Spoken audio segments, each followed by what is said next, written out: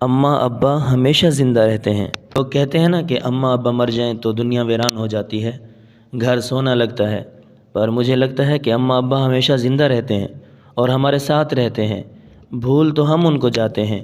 حقیقت یہ ہے کہ کسی بھائی کی آنکھیں بابا جیسی ہوتی ہیں، کسی بہن کا چہرہ امی جیسا ہوتا ہے، کوئی بابا کی طرح مسکراتا ہے اور کسی بہن کے ہاتھ میں امی کی جیسے لذت ہوتی ہے۔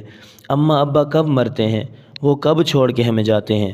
اماں ابا کی پرچھائیاں تو ان کے بچوں میں پائی جاتی ہیں، وہ دنیا سے جا کر بھی ہمارے ساتھ رہتے ہیں۔ کبھی اماں ابا کی یاد آئے تو سب بہن بھائی مل کے بیٹھ جاؤ، کسی کے چہرے میں ماں مسکراتی نظر آئے گی اور کسی کی باتوں میں ابا کا لہجہ سنائی دے گا۔ اماں ابا آس پاس ہی نظر آئیں گے۔ بھلا جس باغ کو اماں ابا نے اپنے خون و جگر سے سینچا ہو وہ کب اجڑ سکتا ہے؟ تباہ تو ہم اس کو کر دیتے ہیں نفرتوں سے، حسد سے، خود غرضی سے اور مطلب پرستی کے ہاتھوں۔